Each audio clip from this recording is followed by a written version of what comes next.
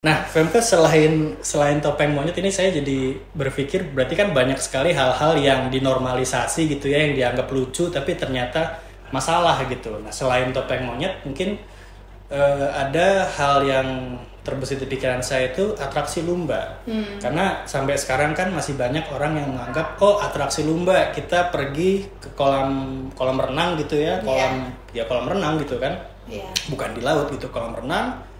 Bawalah anak-anak kita foto-foto dengan si lumba-lumba itu katanya wisata edukasi. Nah kalau menurut Femke ini bagaimana itu ya? Karena kalau yang saya tahu kan lumba-lumba tuh di laut ya, bukan di kolam renang. Gitu gimana Femke? Itu wisata edukasi yang salah.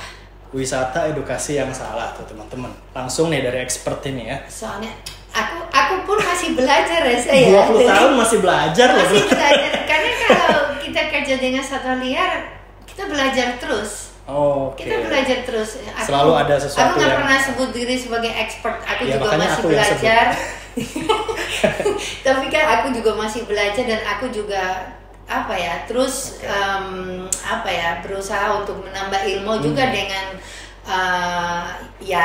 tanya kepada yang juga punya pengalaman banyak lah gitu. Betul. Jadi kita terus belajar gitu. Kalau kerja dengan satwa liar, kadang malah satwanya yang mengajar kita lebih gitu. Gaya orangutan luar biasa.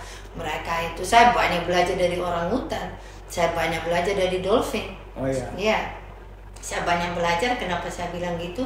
Mereka pas dalam proses rehabilitasi tidak ada banyak yang kita harus mengajarkan mereka.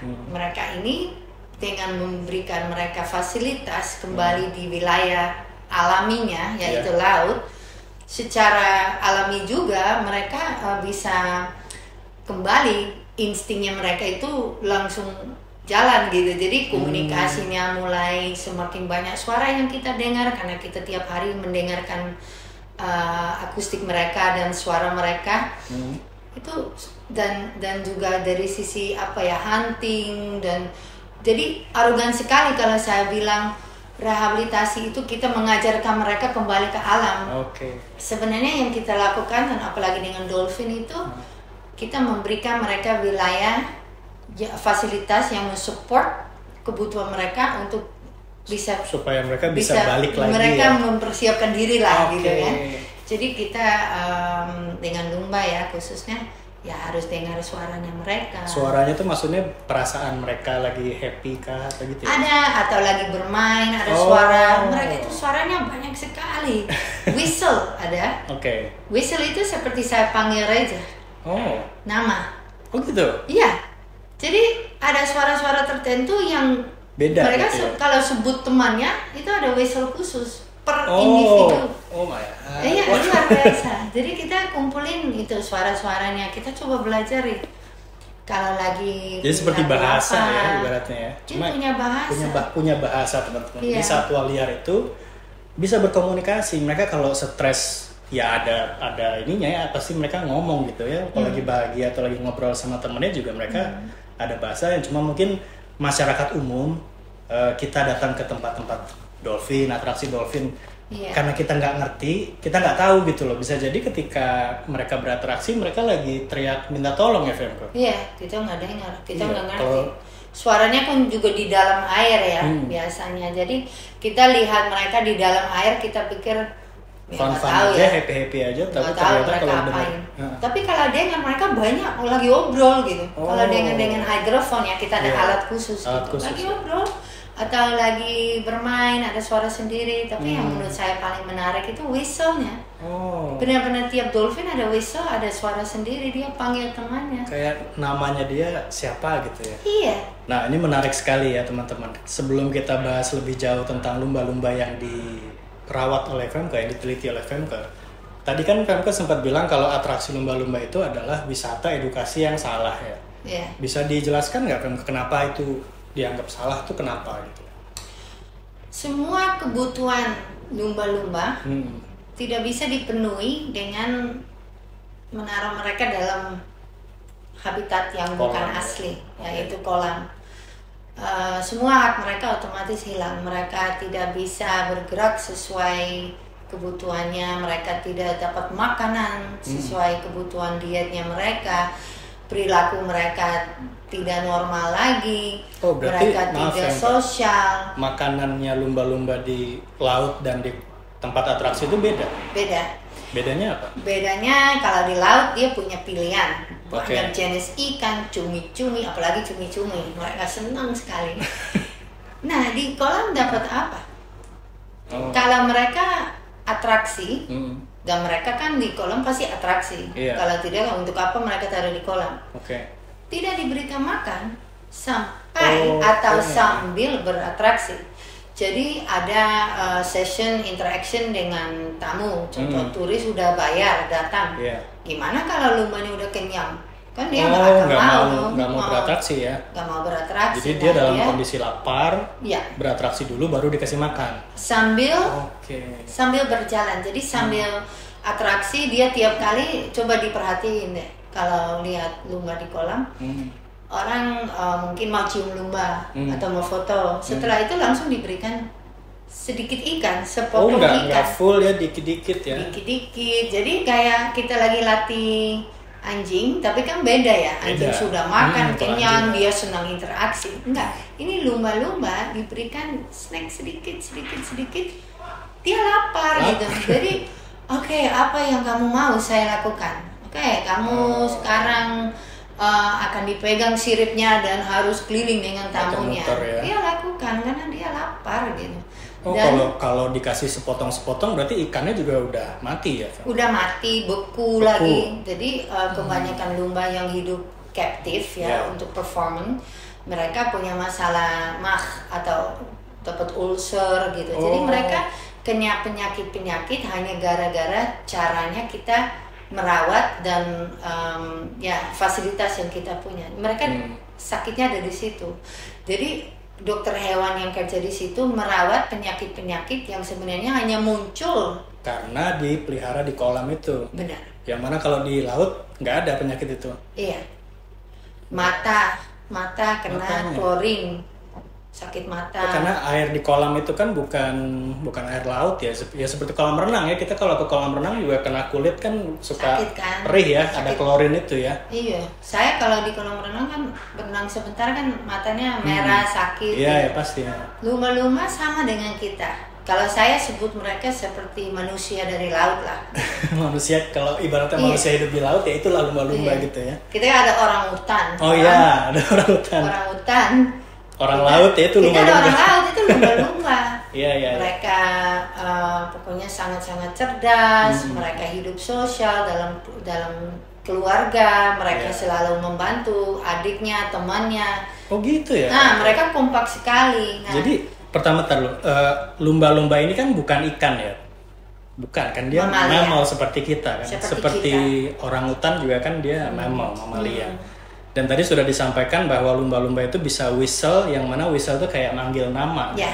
Jadi teman-teman bisa bayangkan betapa lumba-lumba ini adalah ya walaupun dia hewan ya, tapi kecerdasannya itu kan mungkin hampir setara di bawah manusia dikit lah kali ya. I don't know. You don't know? I don't know. Mereka Oh. sangat evolve. Oke, menarik ya. Nggak bisa ini beda aja sih. Oke. Beda karena mereka evolve untuk hidup di laut ya. Iya iya iya. Pokoknya mereka cerdas sekali. Oke.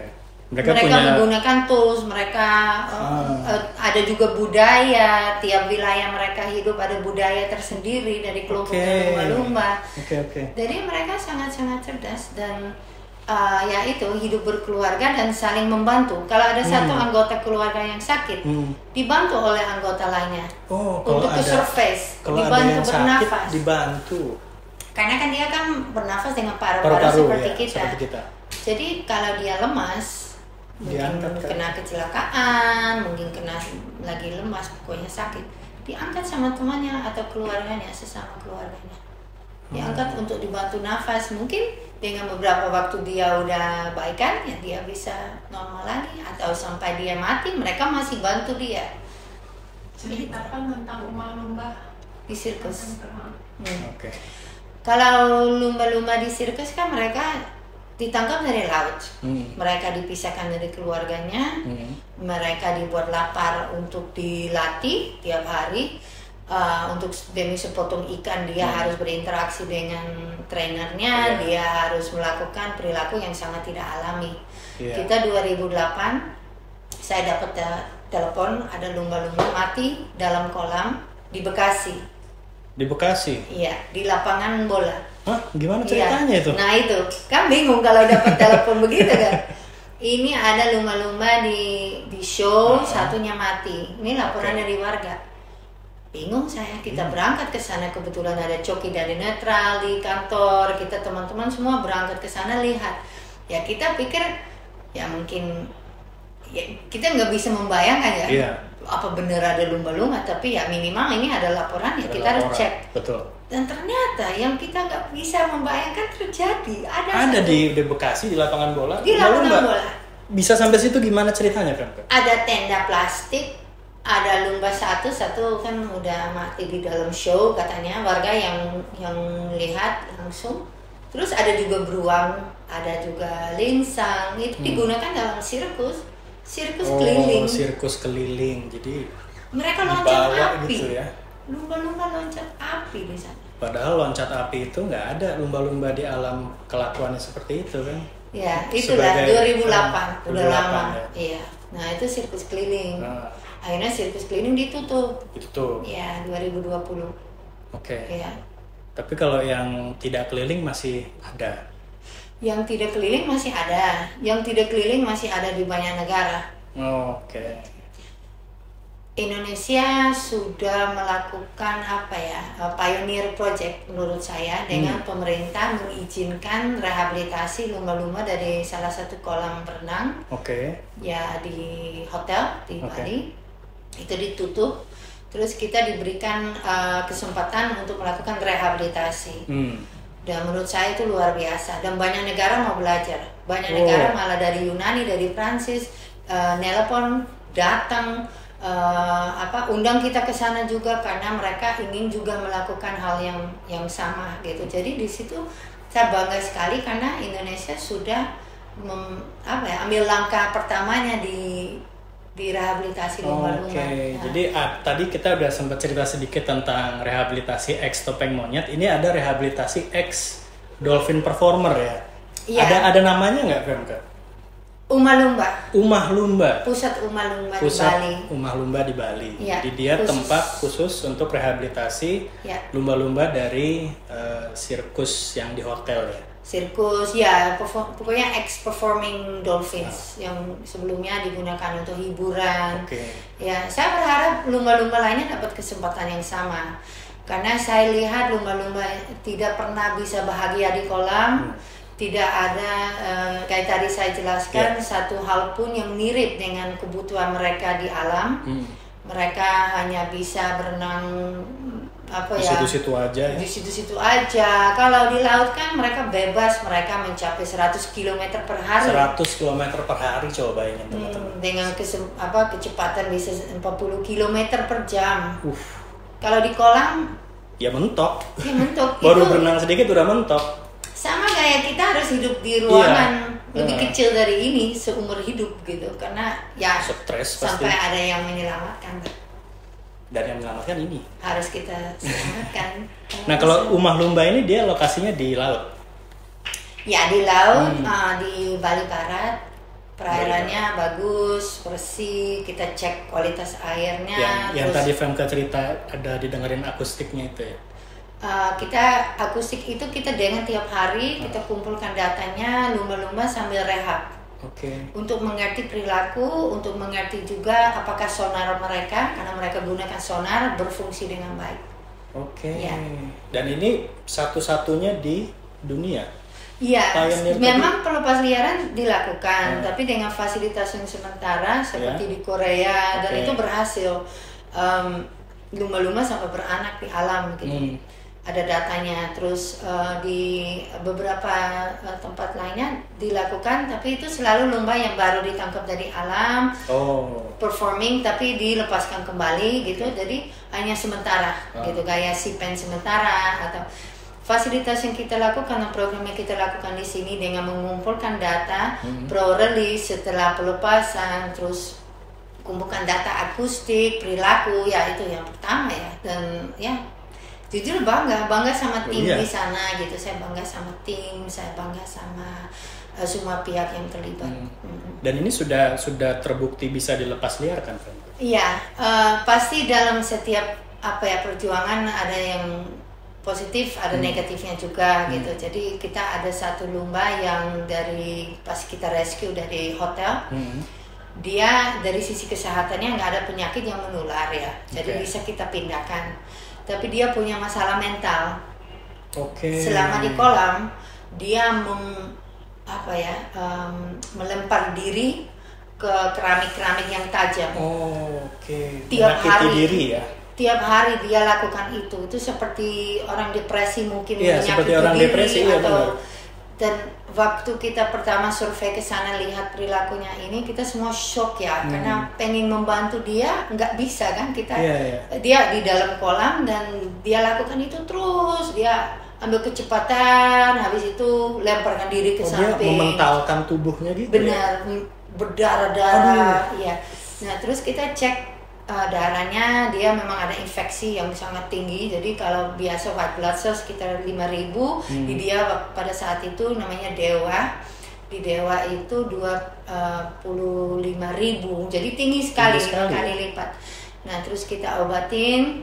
Tapi ternyata selama di hotel dia selalu dapat antibiotik, seperti udah penyakit kronis gitu. Kayak orang doping aja gitu ya, dikasih obat terus gitu. Iya, nah tim yang merawat tiap hari sebenarnya pelatihnya itu orang-orang dari sekitar sana, mereka sebenarnya peduli karena mereka tiap hari kan sama lumba ini gitu, dan mereka juga melihat perilaku lumba ini dengan frustrasi gitu, kayak mau dibantu bagaimana gitu. Nah sampai akhirnya kita bisa melakukan relokasi, dibawa ke laut di fasilitas yang kita buat di Uma Lumba ya, di laut di Bali Barat. Kita semua merasa lega pas bisa menurunkan Dewa ke laut gitu. Ya, itu momen yang saya masih emosional. Nah si Dewa itu gimana dia ketika dikembalikan ke laut, reaksinya? Karena tadinya kan dia depresi banget tuh di kolam, ketika dia bisa balik ke laut. Ya merasa lega, ya kita merasa lega dan lihat Dewa kembali ke laut karena pasti soft untuk dia di kulit kan, dari obat chemical di kolam sebelumnya. Terus dia mulai sampai juga bermain sedikit, dia mendapat teman di sana. Iya, jadi ya. Tapi Dewa tidak selamat. Dia nggak tidak selamat, dan ya kita sedih sekali. Tapi di satu sisi Dewa masih bisa mengalami hidupnya di tempatnya dia lah, dengan temannya. Iya, tapi dia memang penyakit kronis. Memang sebelum kita relokasi Dewa dan teman-temannya, dua lumba-lumba udah mati di situ. Jadi kondisinya memang parah sekali gitu. Nah, yang 3 lumba-lumba mengikuti proses rehabilitasi. Dewa tidak selamat, terus 2 temannya di kolam itu pun sudah mati duluan. Tapi yang 3 itu berhasil dilepas. Dilepaskan kembali ke alam.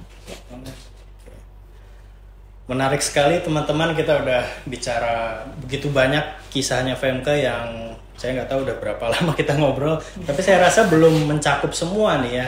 Tapi bisa kita pahami bahwa misalkan topeng monyet, atraksi lumba, sesuatu yang mungkin sekilas kita lihat, ini lucu, ini hiburan, tapi ternyata sangat tidak baik dan sangat menyiksa satwanya. Topeng monyet kita udah dengar harus dicekik segala macam. Si dolphin, lumba-lumba juga ada yang sampai depresi, dia membanting tubuhnya ke keramik ya, sampai luka-luka, sampai akhirnya mati gitu kan.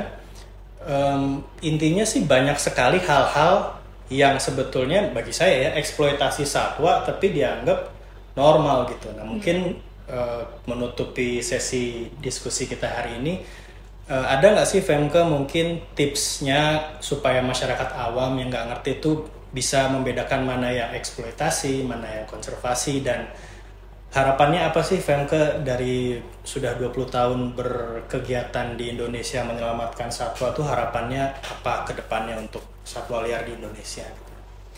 Iya, harapannya adalah satwa liar tetap di alam, masyarakat juga berpartisipasi lah bagaimanapun caranya setiap individu bisa melakukan banyak hal. Jadi jangan pernah merasa I'm just alone gitu. Nggak, everybody can make a change gitu. Itu yang paling penting saya pikir yang harus diketahui. Setiap orang penting dan suaranya penting juga, dan jangan kita membelikan tiket ya, jangan kita melakukan atau partisipasi di kegiatan yang memang tidak etis, seperti dolphin show ya. Kalau kita beli tiket atau kita ajak anak-anak ke sana, berarti otomatis kita juga menormalisir eksploitasi satwa liar gitu. Jadi pilihlah tempat yang mau dikunjungi, be wise, ethical tourism, itulah masa depannya ya. Oke, ethical tourism silakan bisa di Google ya teman-teman. Sekarang zaman udah canggih, semua informasi ada. Tinggal search aja, kita bisa tahu mana kegiatan wisata itu yang memang etis atau yang tidak etis. Dan saya rasa nggak bisa terus-menerus kita minta orang-orang seperti Femke ya, atau pemerintah terus. Kita sebagai masyarakat juga harus proaktif membantu supaya satwa liar ini sudahlah, jangan diperdagangkan lagi, jangan dimanfaatkan, dieksploitasi untuk atraksi. Ya. Dilepas liarkan saja dan kita jaga di alam aja gitu ya Femke ya. Iya, benar. Mungkin setelah itu Femke bisa relax. Bisa pensiun. Bisa pensiun. Harapannya. Nah, Femke, terakhir banget nih. Kalau misalkan teman-teman mau membantu berkontribusi ke satwa liar, apakah teman-teman itu cukup like, follow, share akunnya Jaan, atau mungkin bisa jadi relawan Jaan? Ada nggak tuh kira-kira kesempatan seperti itu? Bisa, kita selalu terbuka untuk relawan. Bagus juga kalau ada gerakan dari diri sendiri ya, kalaupun nggak bisa ikut langsung ke lapangan dan juga tidak bisa sumbang kan, nggak masalah, banyak yang bisa dilakukan di wilayah di mana kita tinggal gitu. Contoh kita bantu tetangga lebih baik merawat kucingnya, atau kita melihat monyet dipelihara ya kita action ya gitu. Jadi kita dari diri sendiri sudah bisa banyak melakukan di sekitar kita, di lingkungan kita sendiri gitu. Tapi memang kita senang kalau ada relawan yang mau ikut langsung ke lapangan, aktif, mungkin ya bisa bantu dengan banyak hal lah gitu. Jadi dari laporan ya bisa dikumpulkan tentang kekejaman yang terjadi, atau ya banyak sekali hal yang relawan bisa lakukan. Jadi kita senang kalau ada volunteer, dan ya mari bersama-sama menuju masa depan yang lebih baik lah buat satwa. Mari bersama-sama menuju masa depan yang lebih baik untuk satwa. Oke, teman-teman bisa dicek di sosial medianya Jakarta Animal Aid Network atau Jaan Indonesia. Langsung aja di like, follow, share, subscribe, apalah itu, didukung. Pokoknya konten-kontennya dibaca, di-share, disebarluaskan supaya teman-teman yang lain juga tahu tentang konservasi satwa. Dan di-follow aja terus. Siapa tahu Femke kapan-kapan ada rilis perlu bantuan relawan ya. Teman-teman juga bisa ikut menyumbangkan tenaganya, atau kalau teman-teman misalkan punya uang berlebih bisa donasi juga, silakan ya Femke. Oke, teman-teman, terima kasih. Sampai jumpa lagi di acara Bincang Lingkungan di Ruang Hijau ini di lain waktu. Saya Reza Maulana bersama Femke. Sampai ketemu lagi.